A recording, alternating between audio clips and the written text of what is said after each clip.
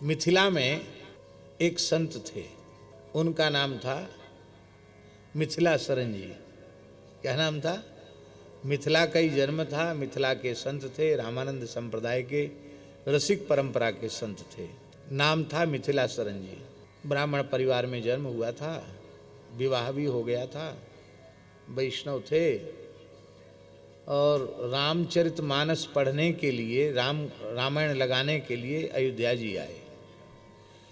यहाँ आकर, पुराने ज़माने की बात है, तो यहाँ आकर संतों की रहनी भजन इतना उनको प्रिय लगा कि उनको लगा कि अरे क्या रामायण तो लगाना ही है, पर रामायण लगा के फिर घर में जाना बेकार।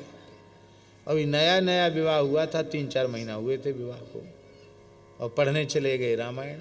वहीं बाबा जी हो गए, साधु बन गए। अब गृहिणी बिचारी घर में, माता पिता और एक भाई और गृहिणी, ये तो आए नहीं लौट के। बाबा जी है गए तो कैसे आवे? तो मैया बाप वृद्ध थे, उन्होंने अपने छोटे पुत्र को भेजा। छोटे पुत्र का नाम था बिमला शरण जी। क्या नाम था? बड़े का नाम मिथिला शरण जी, छोटे का बिमला शरण जी। तो छोटे को भेजा कि अयोध्या गए थे रामायण लगाने, देखो पता लगाओ। गए तो वहाँ तो वो महात्मा हो गए थे, उनकी रामायण तो लग गई, वो रामायण पढ़ाते थे मिथिला शरण जी। ये गए वहाँ छोटे भाई, तो इनको लगा कि बड़े भैया का फैसला ठीक है। ये लाने गए थे, खोजने गए थे, ये वो बाबा जी है गए। अब दोनों के दोनों चले। अब घर में कितने लोग बचे? गोपाल जी, माता पिता और बहू। तब बहू और सास तो रह गए घर में, पिताजी खोजने गए। भैया ये कहा भाई हो, बड़ो गए लौट के नहीं आए, छोटो गए वो लौट के नहीं आए हो। तो वो खोजने गए तो देखा कि बड़ा भी बाबा जी हो गया, छोटा भी बाबा जी। वे कैसे पिता होंगे? उन्होंने कहा कि कोई बात नहीं, अब जो होना था सो तो हो गया, अब साधु हो गए हो तो अब हम तुमको लौट के घर आने की बात नहीं कहेंगे, अब ईमानदारी से भजन करना, क्योंकि साधु होने के बाद फिर संसार का सेवन करना तो बहुत बड़ी पाप है। और हम प्रसन्न हैं, बस ईमानदारी से भजन करना, लौट के कभी हमारे पास ना आना, ना हम तुम्हारे पास आएंगे दोबारा, न तुम हमारे पास आना, भजन करना। पिताजी चले गए कह करके, और बहू से कहा उन्होंने, वे तो अब तुम्हारे पति तो लौट के आएंगे, तो बाबा जी हो गए।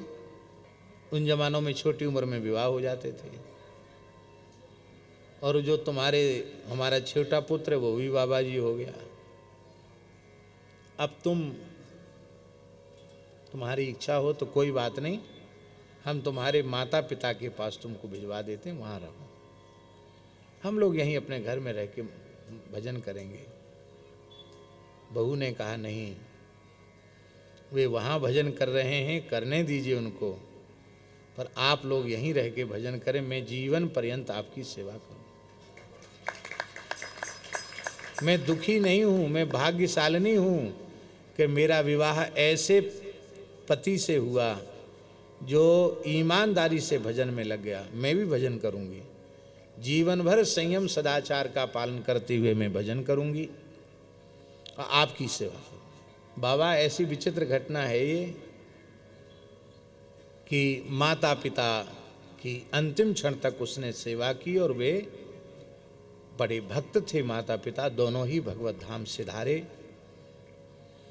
घर में दो चार साधु आते ही रहते थे।